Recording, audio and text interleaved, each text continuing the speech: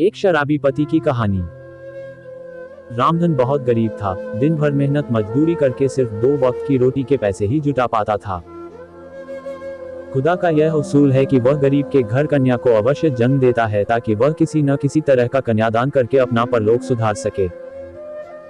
कन्यादान महादान माना गया है। जिसके वंश में कन्या जन्म नहीं लेती, वह वंश इस महादान से विहीन रह जाता है।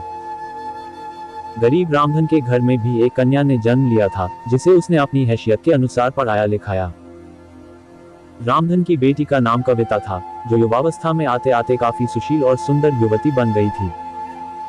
युवक उसकी सुंदरता को देखकर आहें भरने लगे थे। एक दिन रामधन के मित्र गोपाल ने उससे कहा, मित्र, अब तुम्हारी पुत्री कविता भी विवाह योग्य हो गई है। लड़की पराया धन होती है, और पराया धन अपने पास ज्यादा समय तक नहीं रखना चाहिए। चोर लुटेरे सरेआम घूमते फिरते हैं। इसलिए अपनी पुत्री कविता का विवाह योग्य वर देखकर जितनी जल्दी हो सके संपन्न कर दो।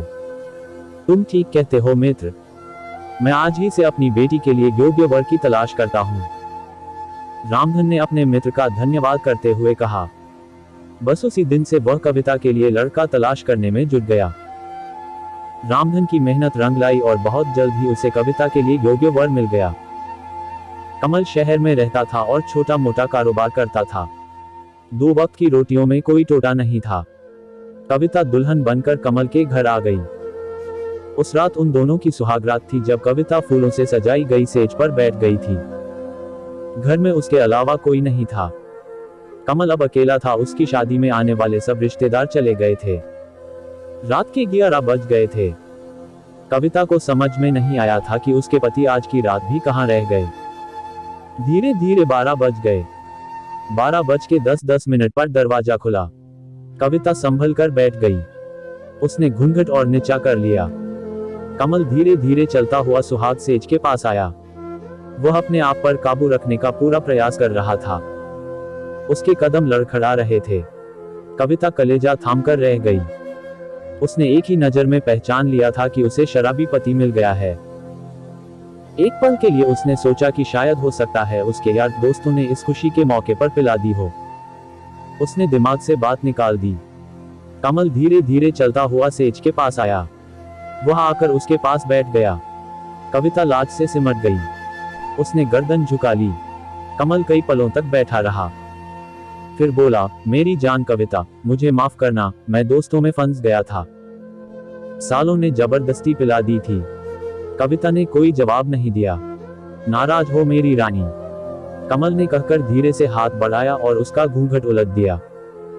कविता ने जरा सा भी विरोध नहीं किया, केवल इसलिए कि यदि उसने विरोध किया तो कहीं साड़ी न फट जाए। शराबी का क्या भरोसा। कमल के सम्मुख जैसे चांद निकल आया। वह कई पलों तक कविता को एकटक देखता रहा, फिर उसने उसे अपने करीब खींच लिया। कविता ने कोई विरोध नहीं किया। वे दोनों इस वक्त काफी करीब आ गए थे। उन्हें लगा जैसे वक्त थम गया है, लेकिन यह उनका वहम था। रात मंथर गति से बीत रही थी। कमरा अंधकार में डूबा हुआ था। कविता सुबह उठी और घर के काम में लग गई। उसके यहाँ और तो कोई था नहीं जो काम में उसका हाथ बटाता। कमल काफी देर से उठा। उठा क्या, कविता ने उठाया था चाय बनाकर। कमल ने चाय पी ली। कविता खाना बनाने में लग गई। उसका ख्याल था कि कमल अपने काम पर जाएगा, लेकिन वह काम पर नहीं गया। जब कविता ने पूछा कि काम पर नहीं जाओगे क्या, तो उसने कह दिया था अभी 2-4 दिन कहीं नहीं जाना। 5 दिन हो गए कमल काम पर नहीं गया। छठे दिन कविता ने उससे कहा, अब आपको काम पर जाना चाहिए। यदि आप काम पर नहीं जाओगे तो घर खर्च कैसे चलेगा। सब चल जाएगा, तुम क्यों चिंता करती हो।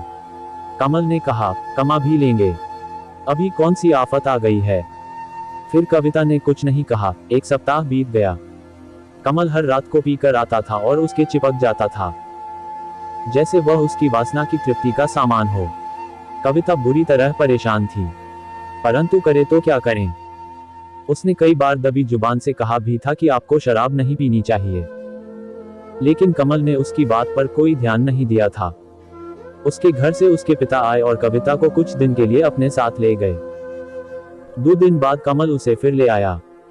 उस दिन शाम को कमल के 2 मित्र घर में ही आ गए। उन तीनों ने एक साथ बैठकर शराब पी।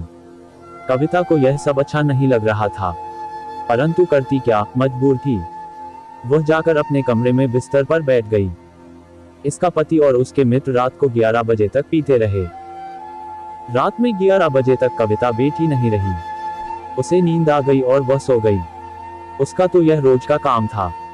उसकी आंख तब खुली जब किसी ने उसे दबोच लिया था। उसने आंख खोलकर देखा, उसका पति नहीं था। उसने चीखना चाहा तो उसने उसके मुंह पर हाथ रख दिया।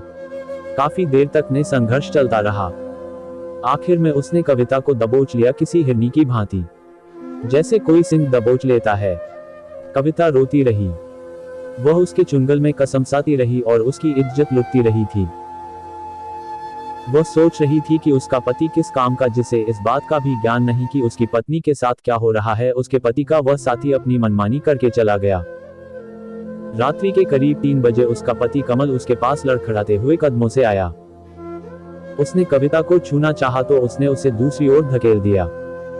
वह पलंग से नीचे गिर पड़ा। बेशर्म, तुम्हें डूब मरना चाहिए, कविता ने पागलों के समान चीखते हुए कहा। क्यों, क्या हुआ? यह तुम पूछते हो क्या हुआ? कविता ने उसी तरह चीख कर कहा, जिन्हें तुम अपना दोस्त कहते हो, जिनके साथ तुम शराब पीते हो, जानते हो उनमें से एक ने क्या किया? क्या किया? उसने मेरी इज्जत लूट ली। हाँ हाँ हाँ। अच्छा, तो तुम इस वजह से नाराज हो? अरे रानी, कोई बात नहीं, वह बहुत पैसे वाला है, उसके आने से मुझे कोई एतराज नहीं है। कमल ने एक जोरदार ठहाका लगाते हुए कहा। ओह हाँ रानी। अब हर बात कविता की समझ में आ चुकी थी। वह समझ गई थी कि उसको उसके पास भेजने वाला उसका अपना पति ही था। ग्लानि से उसका मन भर गया। वह सोचने लगी कि उसे कैसा पति मिला जिसे न अपनी इज्जत का ध्यान, न अपनी पत्नी का। वह उसकी कमाई खाना चाहता है, गंदी कमाई। उसे तो बहुत पहले समझ लेना चाहिए था, जो पति अपनी रोजी रोटी के लिए सतर्क नहीं हो सकता, वह अपनी पत्नी के प्रति क्या सतर्क रहेगा। उफ। कविता दूसरी ओर करवट लेकर सो गई। उसने कमल को अपने तन पर हाथ तक नहीं लगाने दिया था। दूसरे दिन भी उसने कमल से कोई बात नहीं की। और कमल, वह सोच रहा था कि कोई बात नहीं, न बोली न सही, धीरे धीरे सब कुछ बर्दाश्त करने की आदत पड़ जाएगी। रात को जिस समय कमल शराब पीकर कमरे में आया, उस समय कविता अपनी किस्मत पर रो रही थी कि उसने पिछले जन्म में कौन सा पाप किया था कि उसको कमल जैसा पति मिला जिसे उसकी इज्जत का कोई ख्याल नहीं है, और अपने हाथों से अपनी पत्नी को दूसरों को सौंप रहा है। जबकि मर्द तो ऐसे होते हैं कि कोई उनकी पत्नी की ओर नजर भरकर देख भी ले तो वह मरने मारने को तैयार हो जाते हैं। किस बात का पति है वह उसका? क्या केवल नाम का? या उसके द्वारा वह स्वयं धन पैदा करना चाहता है? ग्लानि से बुरी तरह मन भर गया उसका। कमल ने कविता को हाथ लगाया। कविता ने उसका हाथ झटक दिया और कहा, तुम्हें मेरे जिस्म पर हाथ लगाने का कोई अधिकार नहीं है। क्यों? उसने कहा, तुम मेरी पत्नी हो। किस बात की पति हो तुम? कविता ने कहा, क्या केवल इस बात के कि तुम मदिरा पान करके आओ और मेरे तन से खेलो? पति कैसे होते हैं, उनका क्या कर्तव्य होता है जानते हो तुम? पति वो होते हैं जो कमा कर लाएं और अपने घर का खर्च चलाएं। पत्नी यदि गलत रास्ते पर जाती नजर आए तो उसे खूब डांटें। तुम्हारी तरह के पति नहीं होते जो नोटों के लिए अपनी पत्नी को दूसरों को सौंप देते हैं। सच तो ये है कि तुम्हें तो डूब मरना चाहिए। तुमने तो दुनिया भर के शौहरों को बदनाम कर डाला है। तुम मेरे पति नहीं हो सकते, गर्म गोश्त के व्यापारी जरूर हो सकते हो, जो पैसे की खातिर अपनी बीवी से धंधा कराते हैं। कमल ने कुछ नहीं कहा, वो बस उसी तरह से छेड़छाड़ करता रहा। काफी देर बाद बोला, कविता तुम क्यों परेशान हो? औरत को डर तो अपने पति का ही होता है ना। जब मुझे कोई एतराज नहीं तो तुम क्यों चिंता करती हो? खाओ पियो मौज करो। क्या कहूं तुम्हें? क्रोधित कविता बोली, कोई उचित शब्द नजर नहीं आ रहा। हाँ, यदि तुम्हारे स्थान पर मैं होती और मेरे स्थान पर तुम होते तो अब तक तुम्हारी इस नीच और जलील दोस्त की गर्दन कमल कर चुकी होती और स्वयं अपने को गोली मार ली होती। इस संसार में केवल इज्जत ही गई तो है, और यदि वह भी समाप्त हो गई तो फिर बचा क्या? ओह हाँ। कविता ने कहा, सुनो कमल, वैसे तो मेरी नजरों में अब तुम्हारी कोई इज्जत नहीं रह गई, लेकिन फिर भी एक बात याद रखना, इस तरह की हरकत मेरे साथ कराने का प्रयास भूल कर भी न करना। यदि ऐसी घिनौनी हरकत तुमने फिर की तो मैं अपने आप को समाप्त कर दूंगी। कविता, हाँ, ये तुम क्या पागलों जैसी बातें कर रही हो।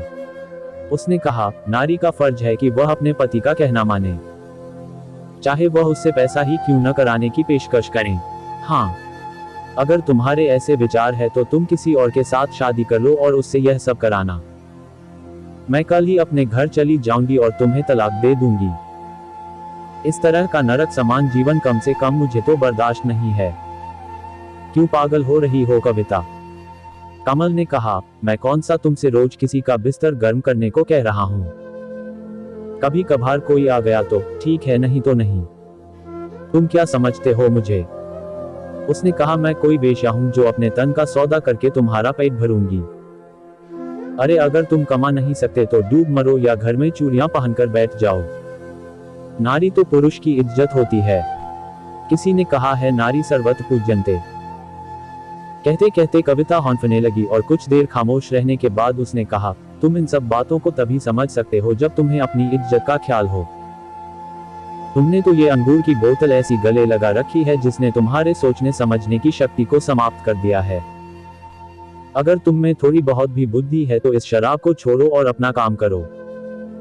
शराब पीने वालों का यही हाल होता है, उनके घर बर्बाद हो जाते हैं। सच यही है। शराब आदमी को सोचने समझने की शक्ति को समाप्त कर देती है। कमल ने उसके बाद कुछ नहीं कहा। वह दूसरी ओर करवट लेकर सो गया। कविता भी करवट लेकर लेटी रही। कविता ने इस बात का पक्का निश्चय कर लिया था कि यदि इस बार उसके पति ने इस प्रकार की हरकत कराने की कोशिश की तो वह अपनी जान दे देगी। 15 दिन गुजर गए, कोई बात नहीं हुई। कमल ने काम पर जाना प्रारंभ कर दिया था, लेकिन उसने शराब पीनी बंद नहीं की थी। कविता ने उससे बोलना शुरू कर दिया था।